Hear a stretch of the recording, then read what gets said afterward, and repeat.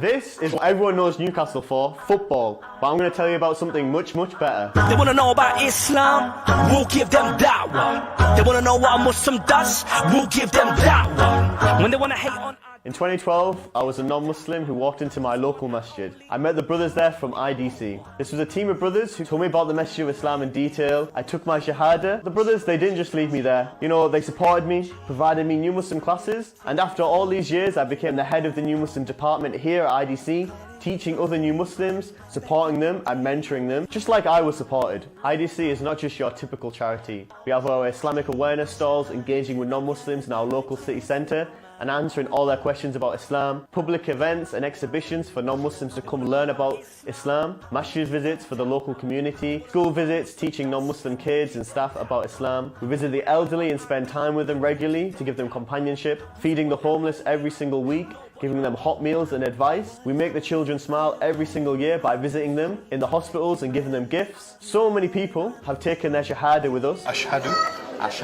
an la la ilaha ilaha illallah. Because of this, we then provide new Muslim classes for them and support them on their journey. Please, please, please give whatever you can.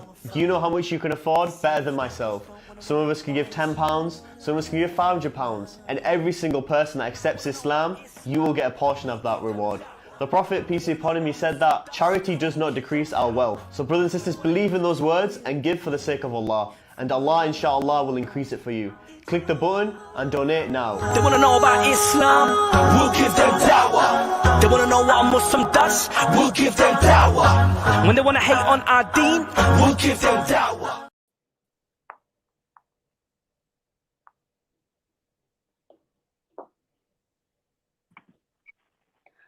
Okay, I think I'm gonna. Joni, I think Johnny's supposed to introduce it.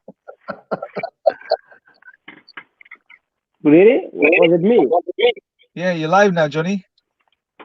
Assalamu alaikum warahmatullahi wabarakatuh. Today I have two very special guests. There is one, Sheikh Imran Hussain, brother, and my third. So today we will be speaking about how to get involved in Dawah. What do I mean by that? What do I mean by is that there's so many people that they want to give Dawah, they want to get engaged in Dawah, but they don't have enough resources, they don't have enough time or opportunity to get involved in Dawah, to come to AIDA, get course, get trained, and go out, share the message of Islam.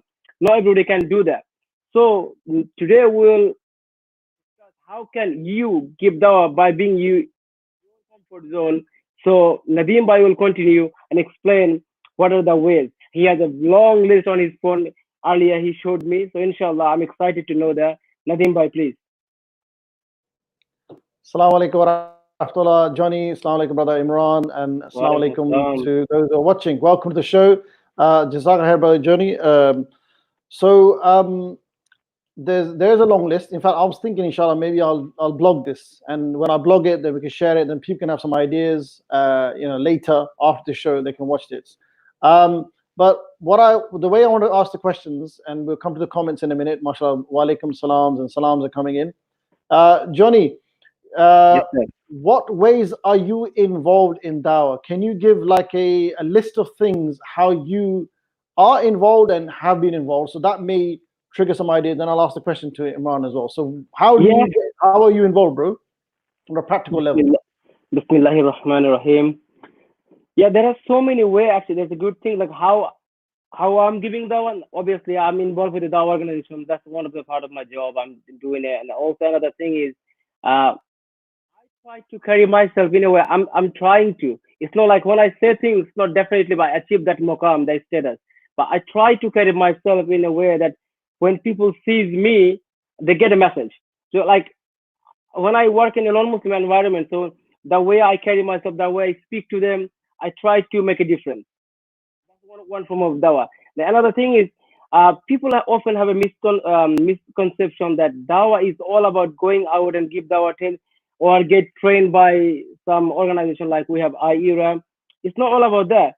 And that's why even our Islam says, like, if you know even one ayah, go out and speak to them. That's the thing. That's how important Dawah is. So now there's a way of giving Dawah. Number one, the way I'm giving Dawah, I told like I'm a distribution manager. So when I spend the people order the materials, like I have here, there are thousands of materials. When people order from different parts of the world, and I intend every time that I'm sending out this materials, somebody inshallah will accept Islam, and I get the share of that. Inshallah, bidnillahi ta'ala. And like I said, in a workplace, bro, the best form of dawah is your akhlaq. This you can tell people like so many flowers. What if you are like, mashallah, Imran is very eloquent in his speech. Mashallah, tabarakallah. I look up to him. But the best form of dawah when you show your khuluq, when you show your akhlaq, that way I you want deal with the people. to, with respect, I want to challenge you there slightly because, and the reason why I'm challenging you is because a lot of brothers and sisters, I think this is something they all want to do and are doing only, right? Just akhlaq. And it's usually the people who say this are the ones that are not conveying, whether it's on a one-to-one level, whether it's street dawah, whether it's making videos, whether it's organizing exhibitions. I've noticed that this is me, and you brothers can disagree.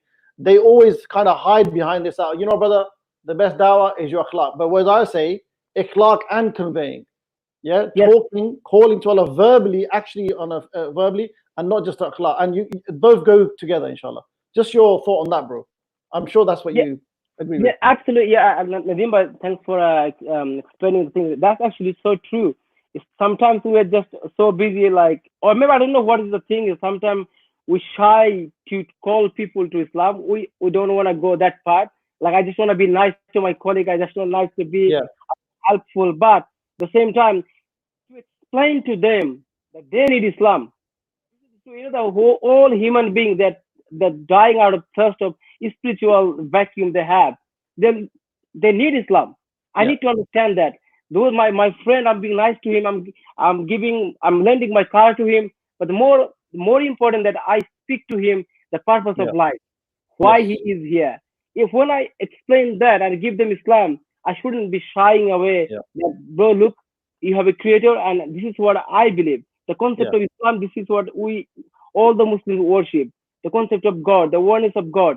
Bro, there is nothing more powerful than Tawheed. The beauty Yes. of Islam is the Tawheed is so simple. When you explain to someone, they understand.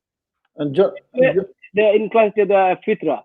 They Johnny, understand. you'd agree, and I'm going to get Imran on this, is that I think the best scenario, the ideal scenario, is if you're in an office and or you have neighbors, right? You show the best akhlaq, you show the best manners, you go out of your way, you show what Islam teaches, you show you're like a personification of the hadith of the Prophet ﷺ, where he said, I was sent to perfect manners. Yeah, you did all that for months and years. And then let's say the person's so impressed, he even tells you, the office colleague or the neighbors tells you, you got such amazing manners, you're such a nice guy, you Muslims are so good. But then that's it. And I think a lot of Muslims, they leave it at that and they hope that they'll come to Islam. This is where we need to, now, the ideal scenario, you show your akhlaq. Now you just say, well, Steve, let me tell you about Islam. Or have you ever thought about the purpose of life? Can I talk to you about the foundations of Islam? That's what's not happening.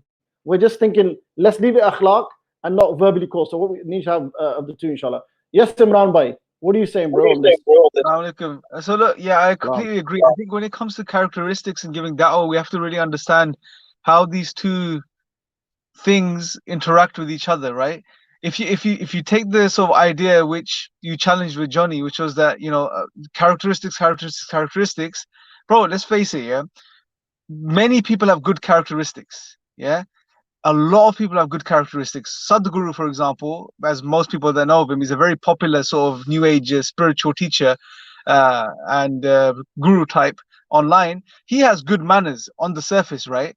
But at the same time, he will very easily interchange God with God knows how many different things, and he'll make up gods, and he'll say some very strange things about God, which most people wouldn't agree with, right? So the point is, manners. Many people can have good manners. So what we have to do is we have to understand when it comes to manners and characteristics, they're an integral part of the dawah. The dawah can't flourish without good manners and etiquettes. However, they are not. You can't say dawah is manners in and of itself. Full stop. You can't. That's not the right way of looking at it. It's to give dawah is to convey the message fundamentally, to deliver the message. However, for the message to arrive at its to its person, its recipient, properly and clearly, it has to be couched in good manners and good conduct and good etiquettes. That's the key. So when you engage with people, when you share the message, do it with good characteristics, right? And if you're not sharing, if you're just in the process of displaying good manners, then have the intent that that's leading up to that direct conveyance, right? It's not just a case of manners in and of itself and full stop. Because like, bro, if that was the case, then that's dangerous, bro, because many different people from many different backgrounds and many different strange views have good manners too, no doubt, right? That doesn't mean now people that where do people go then? Non-Muslims, people that are not aware, that are looking into the spiritual path, they will get influenced by many different people that way. So we have to ensure that we deliver the message to. Inshallah, it's very, very important to have that balance between the two things. Excellent, bro. Jazakallah. So, Imran, question for you. Can you perhaps, in a list of reasons, inspire the brothers and sisters how you're involved in the da'wah, like on a practical level? So what are your day-to-day, weekly, monthly kind of activities in the last few years? My particular involvement at the moment, right? So initially, when I started off, it was very heavy on street dawah, very heavy on so one-to-one grassroots engagement. Currently, my main focus is twofold. Number one, it's trying to support and help the dawah from IRIS perspective, so in the UK and whichever way I can. So this is sort of facilitating for du'at, making sure that they're happy with the materials that they have, that they're happy with the training, they're happy if they need anything else, that we're there to support them, etc. And the second way is that I'm also more focused on engaging online, so on YouTube, etc., and these platforms at the moment. That's that's why I'm focusing on them at the moment. Brilliant. And brothers, I've noticed none of you mentioned my most favorite style, which is street dawah. So, Joni, you are involved in street dawah, right? Now and again, not regularly, but now and again, right? Yeah. Yep. Yeah, that's it. Nothing else. Just a yeah.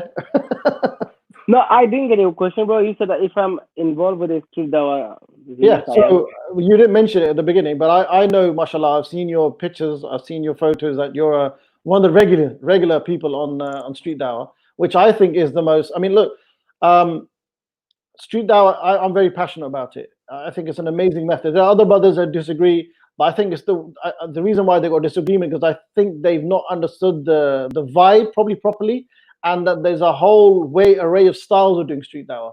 Because I think a lot of brothers they just do it one style and that's it. So, but anyway, that's just one way, and campus dawah is another way. But inshallah, we're going to touch upon this in a minute. Yeah, inshallah. The street dawah, subhanallah, there will be agreement, disagreement is not a problem. The thing is, I personally believe, like Allah says in the Quran, like I mentioned it so many times, like people are different. Like you find it amazing to be in the street. I find it as well. I like as well. I go, but like when people have a disagreement, let them have a disagreement. But I'm thinking like when I go to, I find it amazing that you get to meet so many people. Like, amazing thing. But obviously, you have to have that mindset that people sometimes give you a dirty look. Especially if you're in London or maybe in the South Hall. So you'll get that.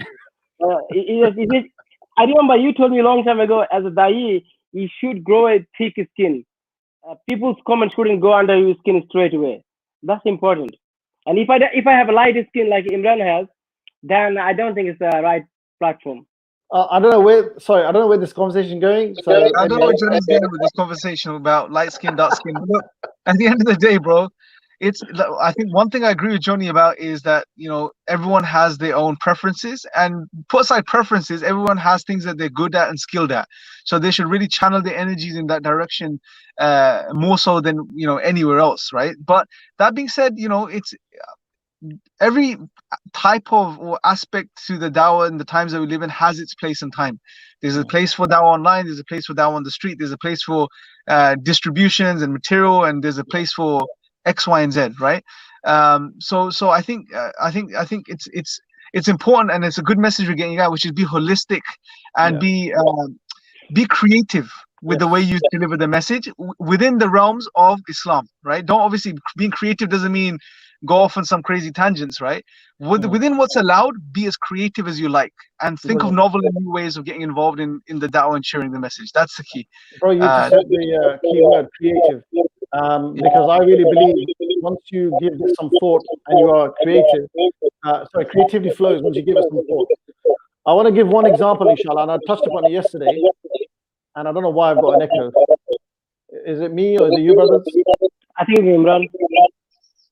Imran, sort it out, please, bro. Jazakallah.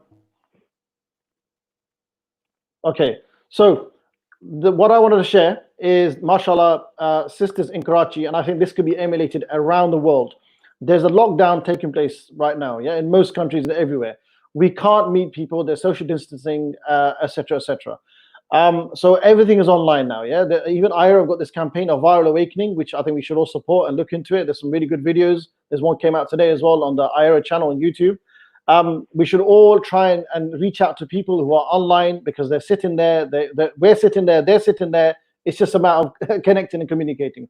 So the idea is that you organize like an online seminar or online conference. Offline, face-to-face, the conferences, you have a venue, you promote it, tickets, posters, etc. You invite people, they come, there's a mic, stage, audience, and then there's conveying. You can still do that, but everything online. So for example, I know there's some brothers and sisters here who are involved in dawah to Muslim youth rather than non-Muslims. So with Muslims, as an example, the sisters, again, this is for sisters as well, mashallah, they use a Zoom link, because a lot of sisters are not comfortable coming on YouTube, which is a big platform. Anybody can see you. Zoom is controlled, so you only have females. So all female online conference seminar.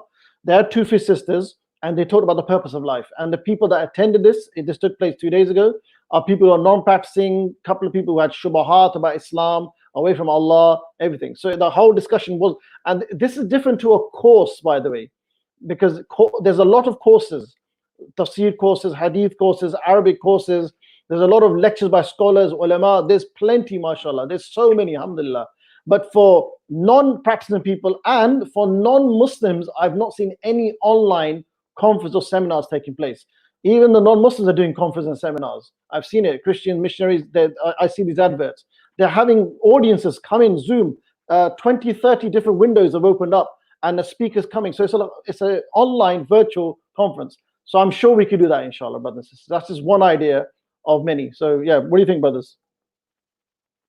Yes, so many ideas, man. Fun. Joni, mashallah, restarted his channel, People of Reason as well. He started doing videos in Bangla, and he's done already. I think he's done 2 videos already.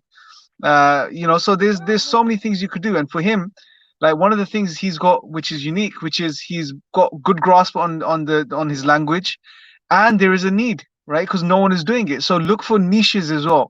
I would also say, don't just, if someone's doing something and it's working, don't just do the same thing. Try to see if you can find a niche, as an area that's being missed, or something that people aren't really, focusing on. For example, another example with Joni, mashallah, he brought this whole idea of love.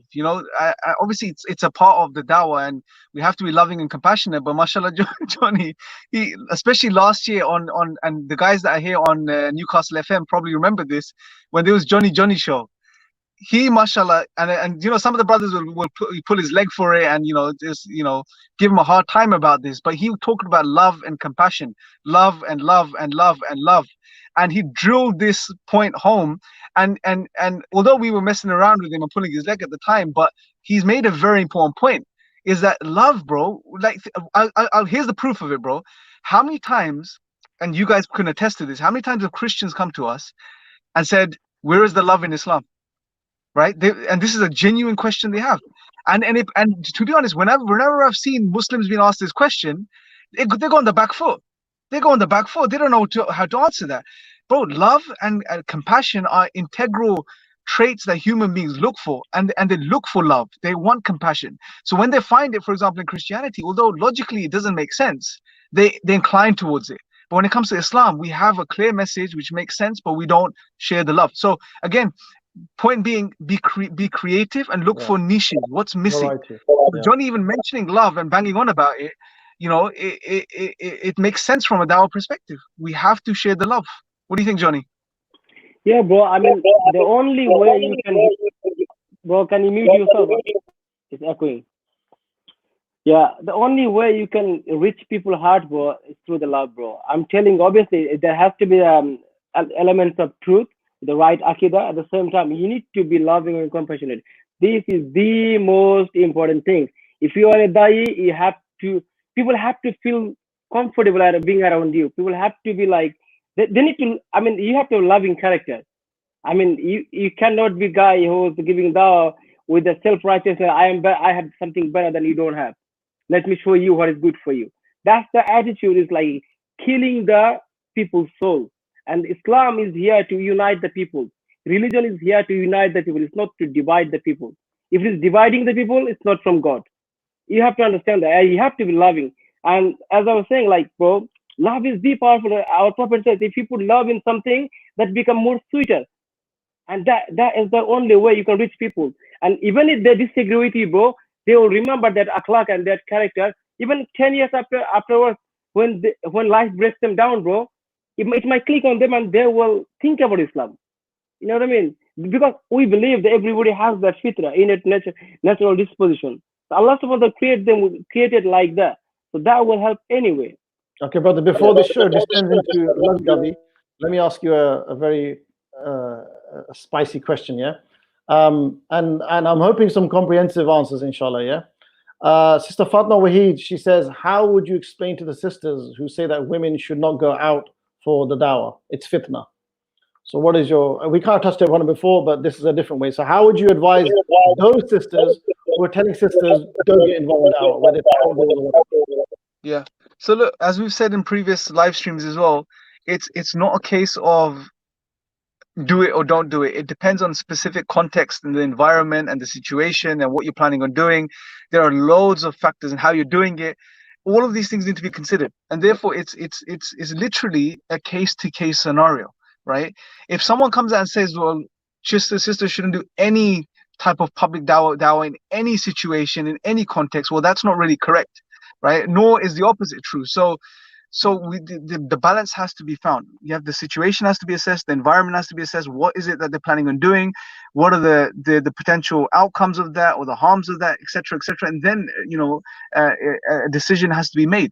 A lot of this can be boiled down to wisdom, just generally, okay, if an environment isn't safe, and there's already some aggression towards Muslims and etc., etc., then it's probably not safe sending sisters out onto the street, right?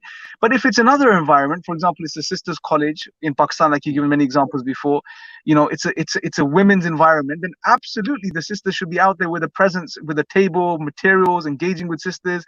So it all depends on context and situation, bro. Yeah. There is no right or wrong definitive one way answer, bro, to this question. No, I agree, bro. And I just echo, and there's an echo as well, but I want to echo you.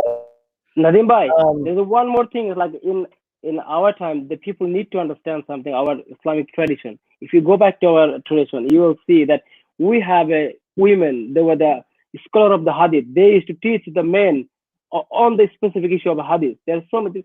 But we have but they don't do that in public, bro. They're inside houses. No, of course. What I'm saying, there's a way of giving that you can be productive all the time. Women are like immense treasure for the ummah. This is the powerful thing. Allah subhanahu wa ta'ala created them the powerful way. It's the most loving way, bro. I mean, they have immense things to do, contribute to the society.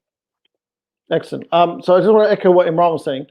That I agree that we would never expect sisters to go out somewhere like, especially in a British town or a city, on a Friday or Saturday at night when people are in their pubs and they're drunk and drugs and dance and all the fitna.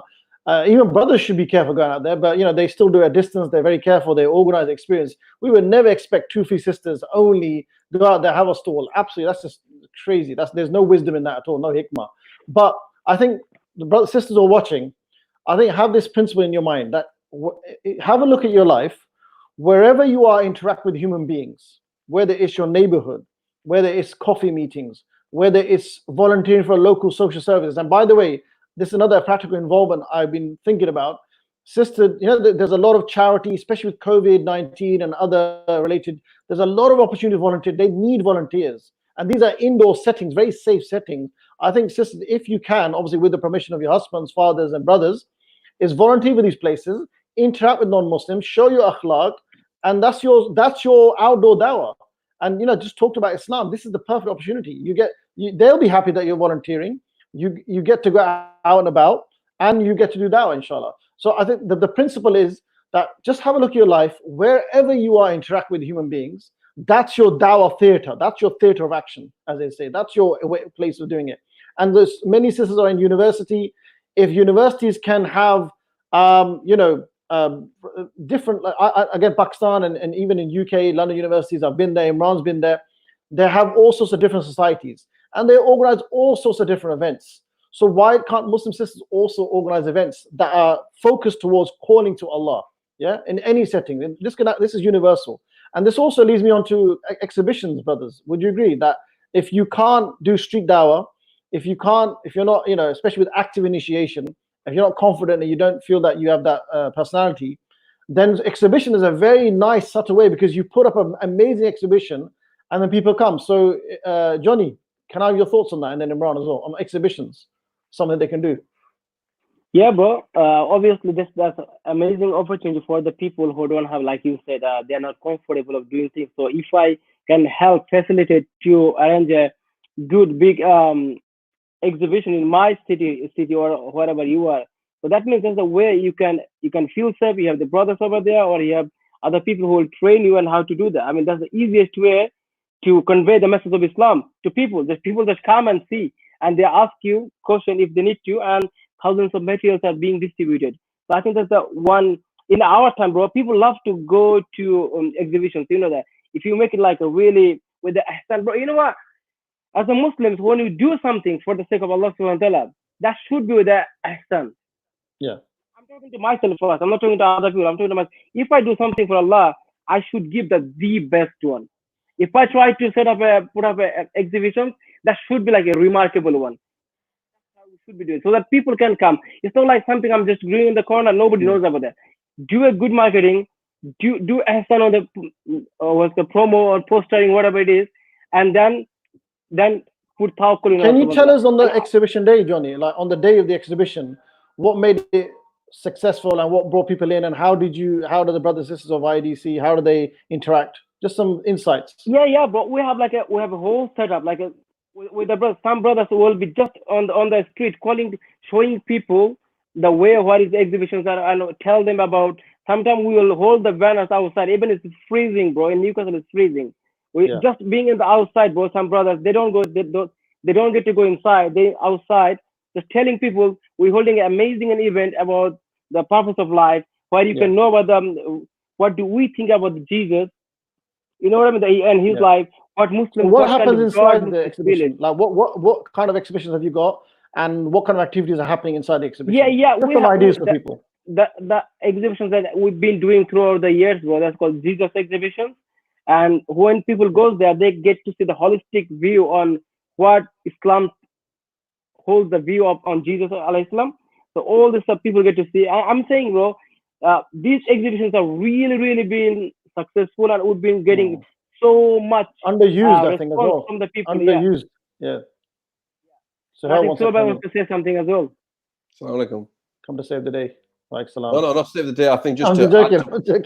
Just to add to what Johnny's saying, I mean, there are a few exhibitions that we've done, and I think when you're talking about exhibitions, like you said, if people are a lot more, I think it's a lot more comfortable for a lot of people, because it takes away that active or that initiation, that trying to do that whole initiation stage. People are already coming to you and seeing the exhibition that's taking place, and then you can have a conversation that way.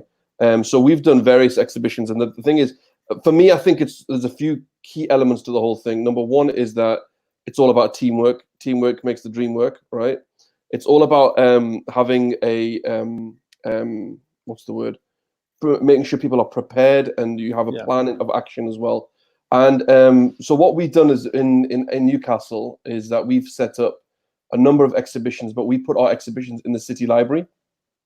All right. So the city library being the central location, if you will, it's in the city centre. It's going to have a massive footfall. People are going to the library all the time. So we did it on a Saturday, and we took a room and a hall on various occasions. Now we try and link it. So, for example, when it's Easter time, we'll run the Jesus exhibition. So we have banners on Jesus, on Isa alayhi salam, telling them from the Muslim perspective. We have like a kids corner where kids can come and color in and stuff like that as well. So it keeps them parents and kids engaged. Also do like food and things like that, little cupcakes and stuff like that. So we've had that. We've also done the exhibition on the Prophet Muhammad Sallallahu Alaihi Wasallam, which was a really, really strong and good exhibition. I felt, again, same place, but throughout the year doing it different times. And another one that we've done is the Discover the Quran exhibition. Now that's again a really good exhibition itself, because what we added to that was, and the thing is, you've got to be a bit creative, like we've talked about, being creative. Being creative in the sense that things like we had a Quran booth where people could listen to Quran, handing out copies of the Quran itself, like artifacts as well, like the largest Quran and things like that. So things like that really, really do entice people to come in as well. So I think that's, in terms of exhibition, that's what I'd add. Have you got any comments or questions, sir, while you're here? Highlight it for you? No, just listening and enjoying the show. No, there are questions there, bro. Do you want to highlight? You want me to answer them? You want me to highlight them? Put it on the. All right, 1 second. Let's go from the beginning, guys. Then, all right, ready? Yeah, beginning. Okay. You're gonna go to the beginning. You got some salams to give back. Walaikum salam wa rahmatullahi wa barakatuh. I've put a question up there. How can you practically give dawah? And we're getting involved in the discussion. Again, a lot more salams coming through. Salams. Okay. Salam. Alaikum salam wa rahmatullahi wa barakatuh. For Ustad Nadeem. Kawali Ustad. Assalamu alaikum.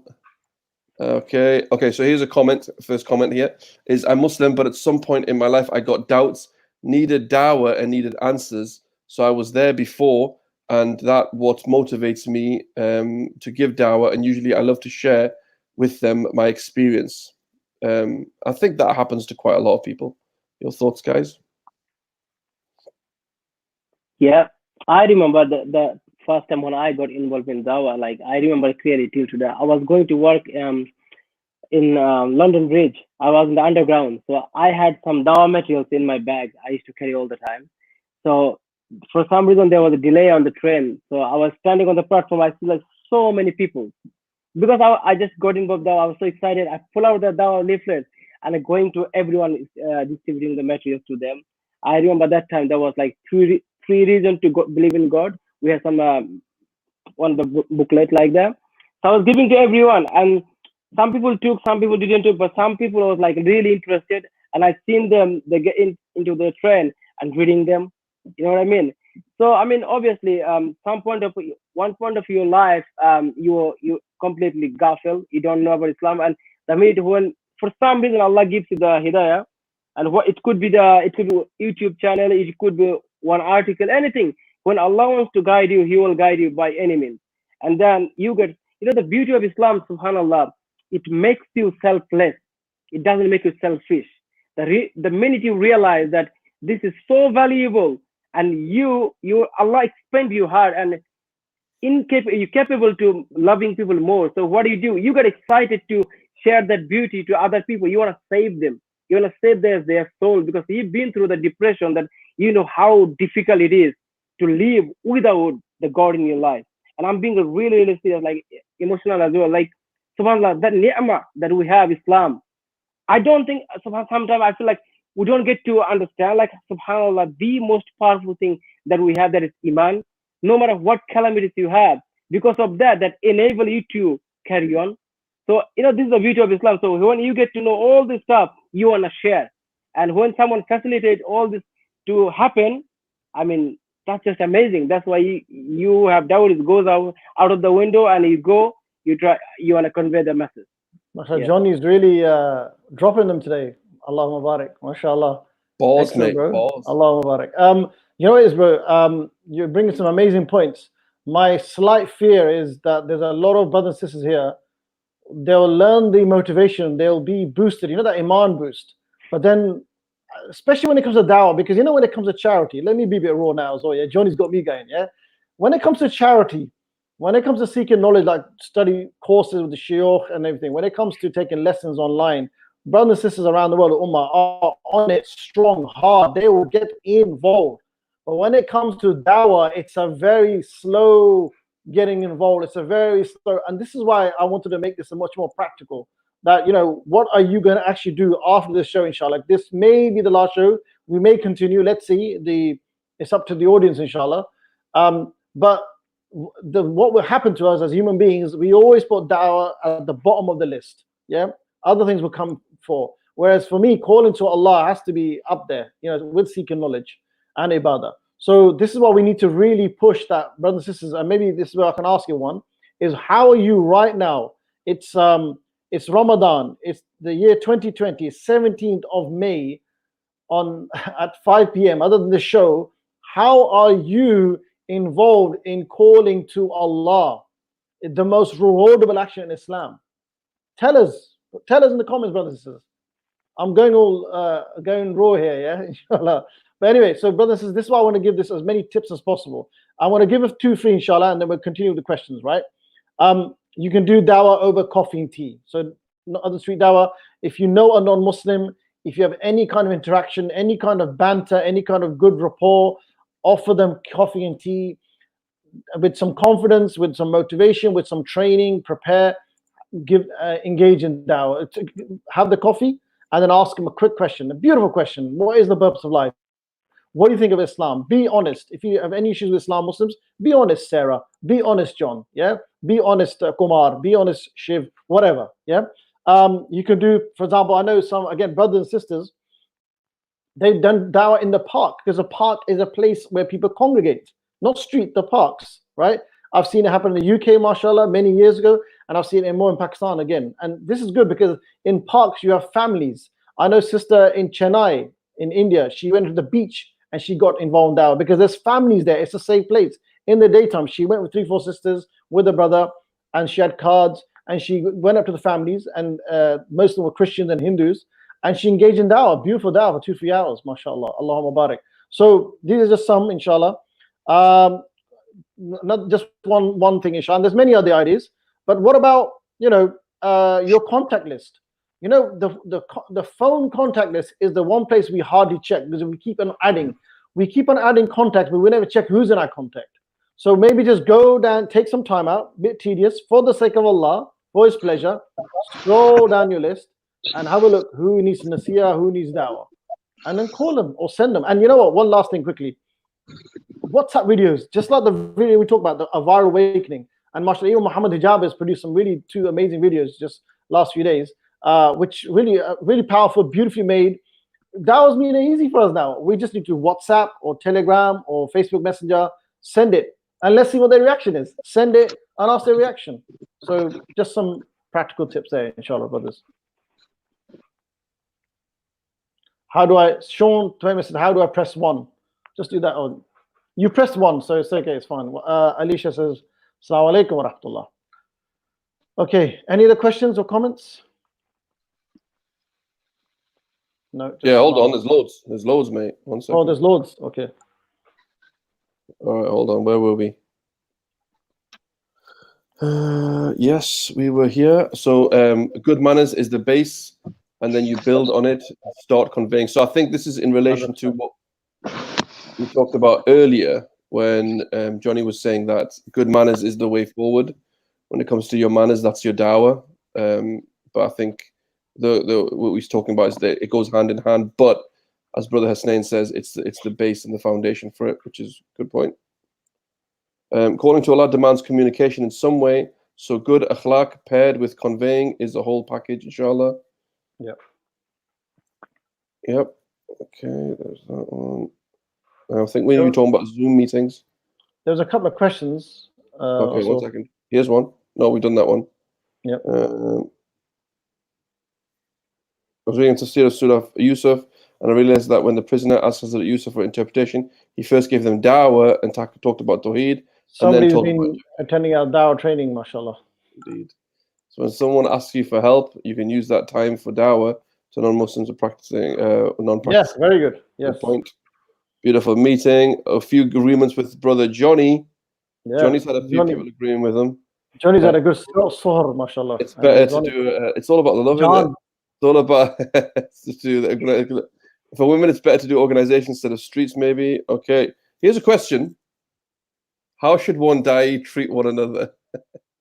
We always talk about how they should talk to people, but I see a lot of differences and misunderstandings amongst religious people.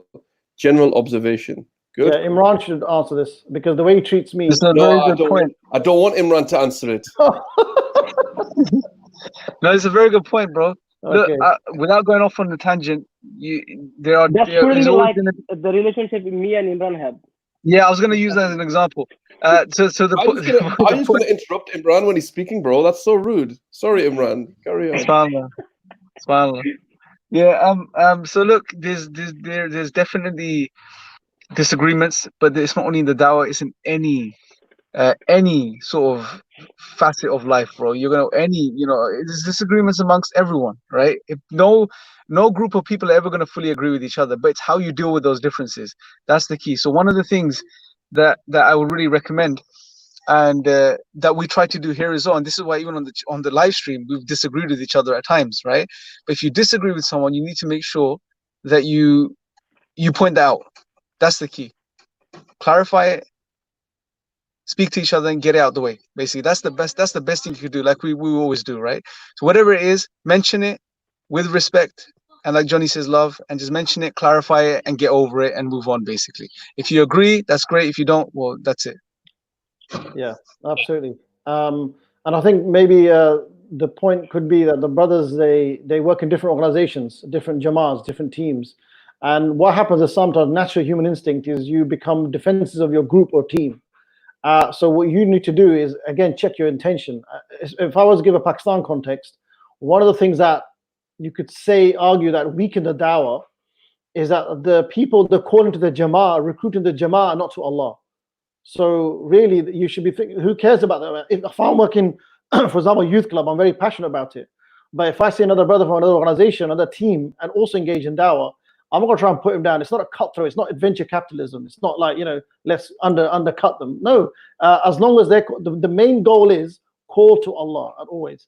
And the way we should treat is with akhlaq, with manners. And as soon as manners go out, then you have to question the dawah. Then you have to question that. If there's cursing, they're a bunch of idiots. Those guys don't know how to do dawah. That's not akhlaq, really. And you're really misrepresented the dawah, subhanAllah, which is supposed to be with Allah. So to Allah. So yeah, just some points on that, inshallah. I'm gonna disagree with you, brother, slightly. Oh. Okay, so I am and I'm not, but the reason I say that is because I think you're absolutely right when it comes to, I mean, look, it's not just necessarily about da'is treating each other, it's just general Muslim etiquette and how we treat one another. Yeah. Right? We may have differences in opinions, they may be minor, they may be major, right? But, look, at the end of the day, that person's not he's not left the fold of Islam. Right? We may disagree with on a lot of things, but so the point is that we still treat each other with good manners, good akhlaq. That's a general across the board, right? Yeah. But I would say this, that sometimes you don't like, and it's human nature really, that you don't always necessarily get on with everyone. Some people, have completely different ways and approaches and styles. Yeah, they don't fit your style and they don't fit the way you do. Which you passionately disagree with. Yeah. So I mean, I would say that look, it's all about working with like-minded people. I've said this for a long time because that's the only real way that the Dawah is going to progress. It's counterproductive to sit down and bash it out for a few hours. Well, I mean, I don't, like I said, I don't mind the fact that if you have people that you do disagree with, because that happens in life. But if you're working with people who are not like-minded, they're not on the same, they don't have the same objective. Their objectives are maybe different. Then sometimes you can't work with people. Sometimes it's difficult with people. True. But that doesn't mean then that your akhlaq goes out the window, right? Or the way you treat each other, it goes out the window. It's just, I can't do the things the way you do it. I'm on a different understanding and different wavelength than you, so it is what it is. I mean, I'll give you a really good example in terms of like how da'is treat each other, right? And I'm talking about giants in the Dawah, right? I'm talking about Sheikh Abdurrahim McCarthy and our beloved Sheikh Abdurrahim Green, okay? So, and I hope they don't mind me mentioning this, even if they're watching. If they are watching, I hope they're watching. But even if they're not watching, I'm going to share it with them afterwards, bro. Don't worry. It's been mentioned in public anyway, because Sheikh McCarthy put a video out on something, okay, and then Sheikh Green, yeah, I remember. He actually he disagreed with him, and instead of just putting a refutation video out, Sheikh Green called him up and said, Sheikh, you know, this is what I think, this is what I agree with. I disagree with this, and etc. Sheikh McCarthy put a new video out saying, look, this. I had a phone call from Sheikh Abdurrahim. He disagreed with me on these points, but that's the beauty of it, that we can disagree and disagree, but because he's my brother, and I know how beautiful he is to me as a brother, he gave me nasiha like that. And where's that? You know, bro, nowadays nasiha's gone out the window, man. This idea of nasiha's gone out the window, and now we're living in a refutation culture. You know, that kind of culture where people want to get one over each other. Like, instead of, like, I see videos going back and forward of people. Instead of videos going back and forward of people, why don't you pick up the phone and call a person? We've lost that. I blame millennials, and that's my done. You know, bro, that's a very beautiful point. There's one more thing. You know, what ends up happening sometimes is both parties are not on the same wavelength. So what we need to do, echo. Someone's giving me echo, subhanAllah. So what we need to do, what ends up happening is, like, one of the parties has that right intention. Okay, he's my brother, I disagree with him, but I need to tell him, right? I need to have that one-to-one, face-to-face, you know, discussion about it. Just let him know how I feel, and let him know why I feel the way I feel, and then leave it with him to decide, right? But what ends up happening, one party does the right thing, the other party gets really frustrated and agitated, and they don't want to listen, right? And then this ends up happening is also, it's a case of knowing when to sort of stop, because sometimes what ends up happening in that situation, you end up in an argument, you go back and forth, and you waste so much time, right? So for example, in the dawah, bro, the last thing you want is to get into an internal feud or into an internal discussion which wastes so much time that you could be using otherwise in getting the message of Islam out to people, right? But then again, that's to be balanced against, if someone is going off track and doing something and it has a big impact on the dawah, you have to mention it to them, and you have to clarify, because it's not about you or them, it's about the dawah. So where is that balance? And the best thing you could do in that situation, I guess, is let the brother know, whoever it is, that, you know, I love you for the sake of Allah. However, I completely disagree with you on this point, and here's the reasons why, and here's the reasons why this, I believe, is going to be negative for the da'wah, and this is why I believe you should remove this or take this down or not do this. If they agree, and if they don't agree, they can discuss it with you. But, you know, if they take you on board, alhamdulillah, you move on and they move on. But if they don't, and they start arguing and they're like, no, I'm going to do this, well, what can you do in that situation? You've done your bit. And then you have to make that decision. Well, you know, I should probably move on at this point and carry on the work, etc. Right? But that doesn't mean you shouldn't stop advising people just because you're afraid you're going to get the wrong reaction. Right? You have to continue. You have to advise. It's a part of our deen. If you know someone's going off track, and you know someone's doing the wrong thing, you need to advise them, and do that in the best way possible, with love and with compassion. Right, Joni? Yeah, he doesn't want to talk. He's muted. So I'll come in instead. No. Sorry. I said, yeah, that's fine. Alhamdulillah, that's totally. You said I agree with that, and that's how it should be done. But for me, I believe one of the things was, subhanAllah, I like Sulbai said, like, we lost respect for each other, and also understand he's your brother, he's your Muslim brother, and if you're really genuinely concerned, like, make dua for him, and if you think like he is losing himself, just get up middle of the night, show your real concern before Allah subhanahu wa ta'ala. If you didn't do that, then you just don't have no right to complain, like, okay, I advised him, he didn't listen, or whatever it is. But I feel like it's all about in the heart in here. You know, sometimes we like to complain so much, like, this brother is there, he's not doing things right. You know, that's sometimes you need to reflect on yourself. Maybe my heart got rusted. Maybe I'm not feeling anything inside. When you don't feel rahmah, mercy for other people, that's the biggest sign for you to take a seat back and wash your soul with the dhikr of Allah subhanahu wa ta'ala. That's all I can say. I mean, sometimes it's just, we need to keep washing our soul. Brothers, look, if you don't mind, Sal, I've got a request for Joni today, bro. You know, one of Joni's catchphrases that's become quite famous amongst the brothers, and probably on live on the Newcastle FM and etc. from last year, is share the love, right? Share the love, share the love, share the love, right? And it's a powerful message.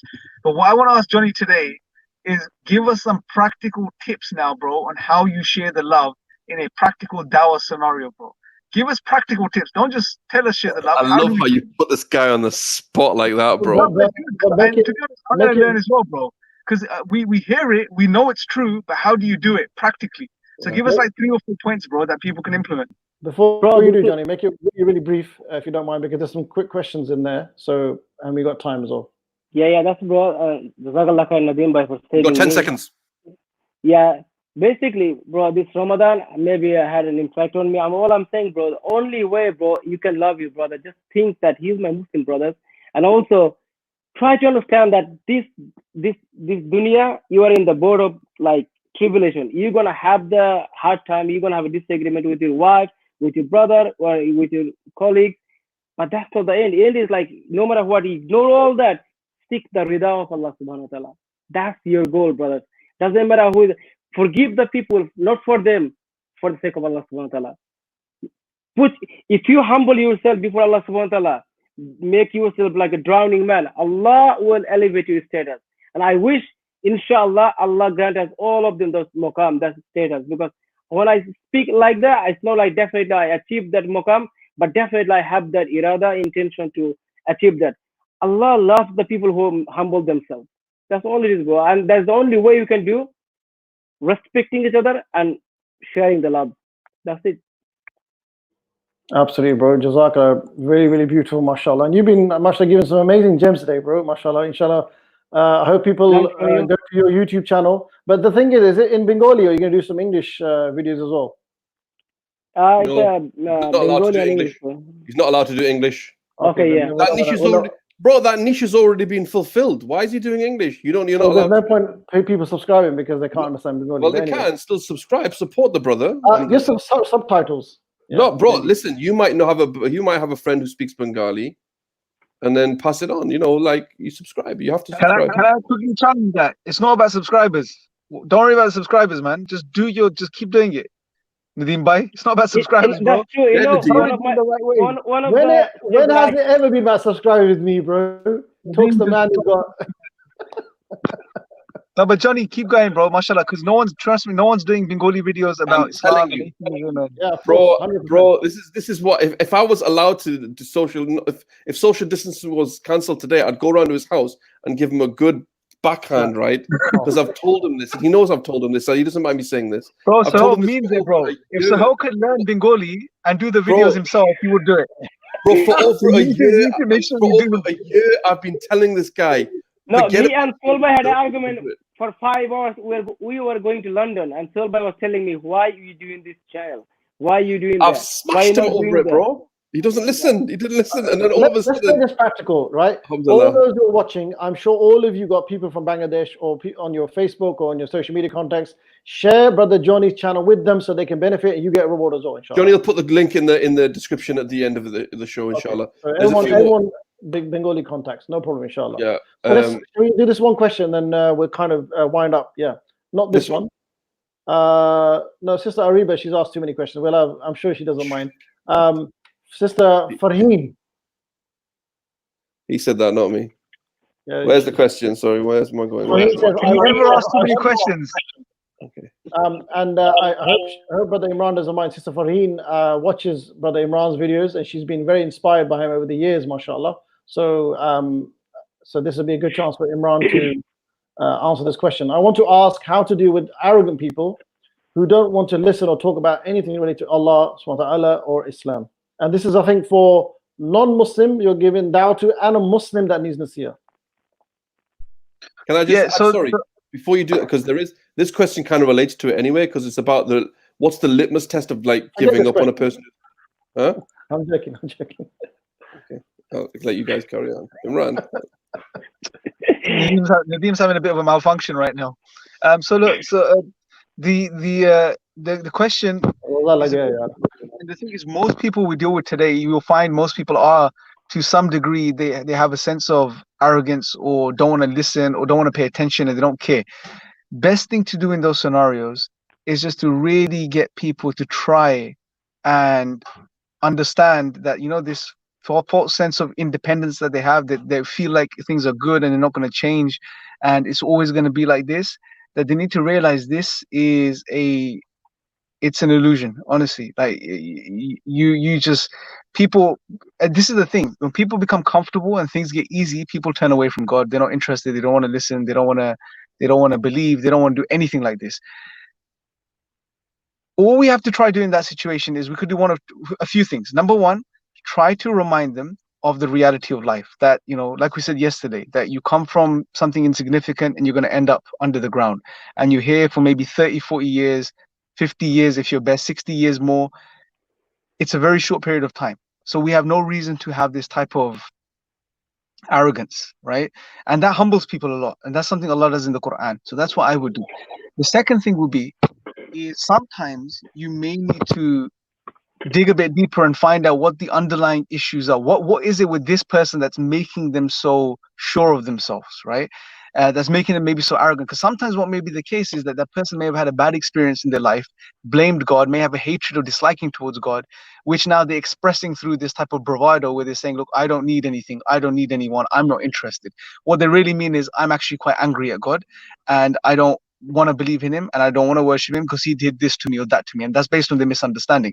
So try to dig a bit deeper and find out what the real issues are, because when you deal with the root cause, the rest of the problems are resolved. Because we have to remember, it's human nature to want to know God and to worship him, right? It's a part of human nature.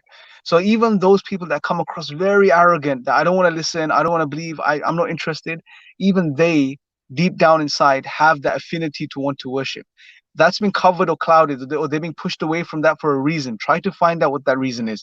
There's two main reasons normally. Number one, it's just they have this false sense of independence and superiority, and things are good.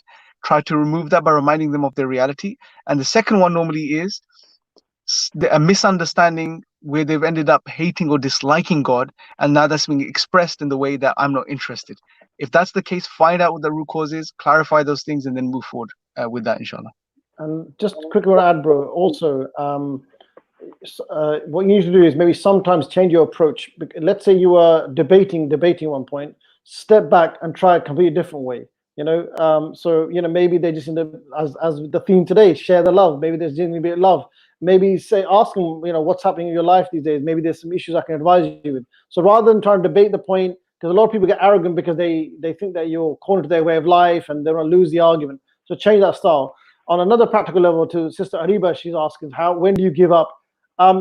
It's not giving up, it's just changing your style. What I do is, let's say I'm chatting to a brother, a non-Muslim, and I'm trying to think of a case in point, but there's a few where I've given the videos, I've had the chat, I've had the call, I've even met them with them, they've given all the arguments, and they're just stubborn. They're just, you know, arrogant, stubborn, they're not moving. Then what you need to do, look, you say to them, here's my number, here's the website, here's a YouTube channel, subscribe, notifications on, Epistemics or Joni's channel, and then leave it there, and then just be there for them. Say, look, I'm here, I'm right here. If you want to come and chat another time, a few months, years, I'm here for you, bro. I'm here for you, sister. And that's it. And then move on. There's plenty of fish in the sea. We sometimes what happens as a du'at, we think that I need to get this person. But then your need starts changing. Like, why is this person not come to Islam? Or why are they not changing? Why, you know, so it gets you come onto a very ajib ground. So whereas the dawah, you know, only Allah, as we know, can change the hearts. Only Allah can soften the hearts. So at some point you're gonna have to withdraw, move on to someone else who will maybe listen to you a bit better, inshallah.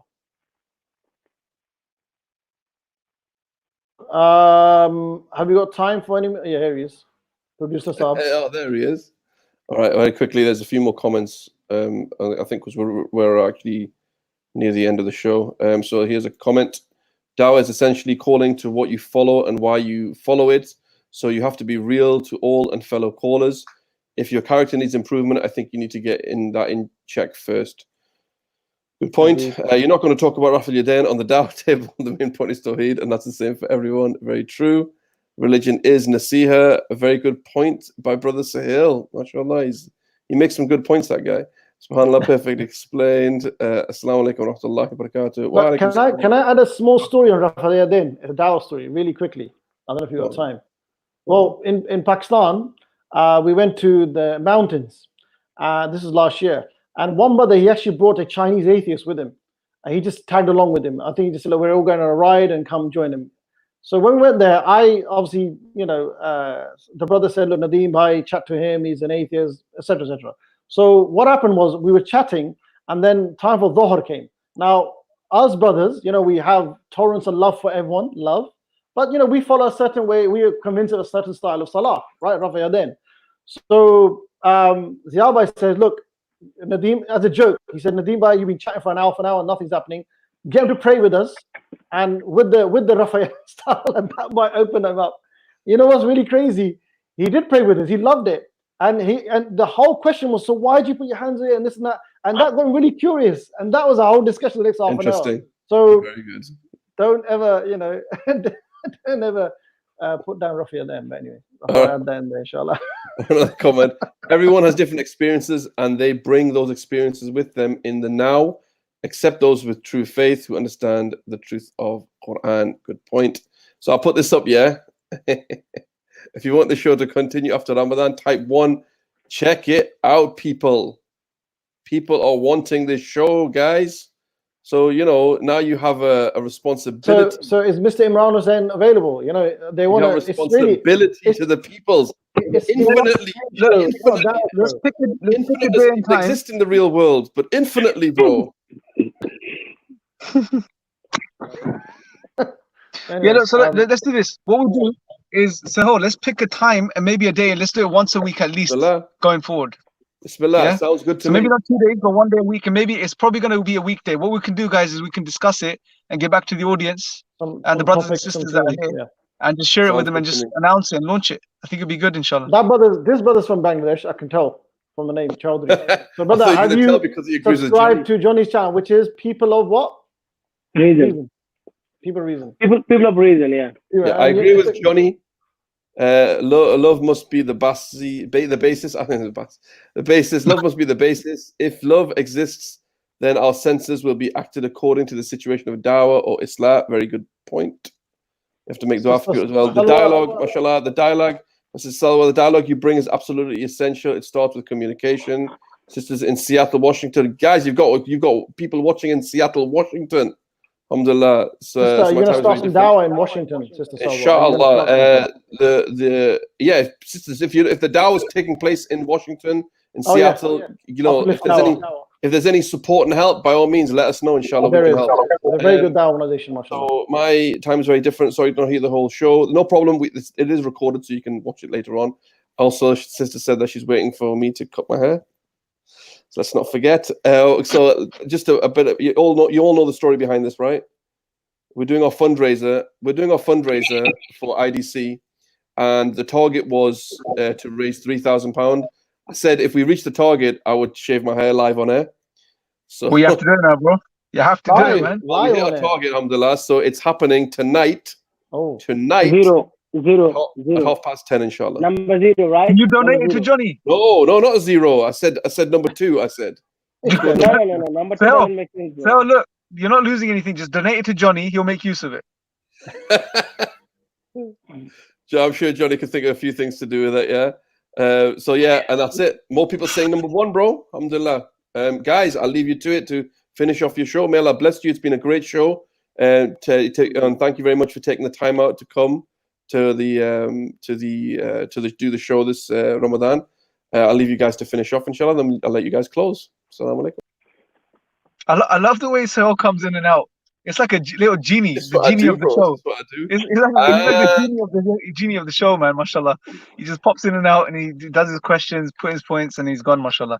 Yeah, brothers and sisters, look, it's been an absolute pleasure. I'm sure Nadeem and Joni would agree as well. It's been a really very enlightening, fun experience for me as well. Spending more time with Joni and Nadeem, and what's been beautiful, I think, about the show. I don't know what you guys think of it, but we've been able to be ourselves with each other on the show, because this is how we are offline anyway, right? We crack a few jokes, crack each other every now and then, have a bit of a banter, talk about the dawah. That's essentially what we do anyway. So it's been really fun doing that with you guys, and it's, inshallah, we're going to carry this on. Obviously the format may be slightly different, the time may be different, the day may be different, but inshallah we'll make this a regular thing once a week, and we'll be bringing you more content over the coming months and years, inshallah. Jazakallah khair. May Allah bless you guys, and I'm going to hand over to Nadeem and Joni to wrap up. May Allah bless you guys. Assalamu alaikum. Johnny, any last few words? Yes, bro. I just want to say, like, this is the last few nights of Ramadan. Please, let's focus and try to connect with your Rabb as much as you can. All I'm saying, like, please, brothers, understand that the biggest weapon that you and I have is the connection with Allah subhanahu wa ta'ala. And this is the time, beg Allah to open the path of spirituality so that we can connect and we can see the reality as reality. Because this life is illusion. We need to understand that. We literally got caught up with so many things. Wallahi, I am talking to myself. May Allah allow us to see that path that where we can see the reality of this life. That's all I want to say. Let's go all out. Yeah, alhamdulillah, excellent show. I really enjoyed it, alhamdulillah. Last few points really quickly is that, brothers and sisters, may Allah accept not just our little tips and advice and talks of dawah in this show. May Allah accept it, and may this be the deed that gets us through the line and over the line on when it matters. That's the main thing. And the other thing is, mashallah, you guys who are attending, we were talking about involvement dawah. This is also a very good way of involving dawah. It's a show. It's a dawah show. And if by you sharing this show, and you have been, mashallah, perhaps some non-Muslim, perhaps some Muslim who's on the shubahat, doubts of Islam, on the edge of Islam, they may see this come in, and through this they may be inside to go back to Allah, to return to Allah, to come to Allah. So yeah, Jazakallah khair, may Allah accept you from all. And Assalamu alaikum wa rahmatullah. Wa alaikum salam. Wa alaikum salam wa rahmatullah.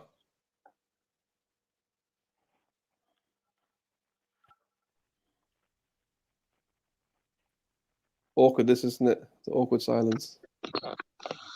I really should end it, shouldn't I?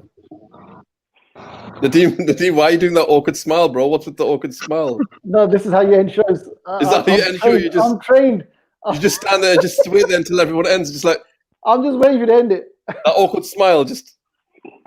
Johnny, what are you saying, bro? What? Well, it's still live, bro, isn't it? He's drained, bro. He's drained. You want us to pick our bogeys or something, like pick your All right, bogeys. I'm ending it. I'm ending it now. Well, not now. Johnny, stop. Why are you doing that awkward smile, bro? Just do it properly. Sign off, bro, like this. Sign off like this. Yeah. Salute.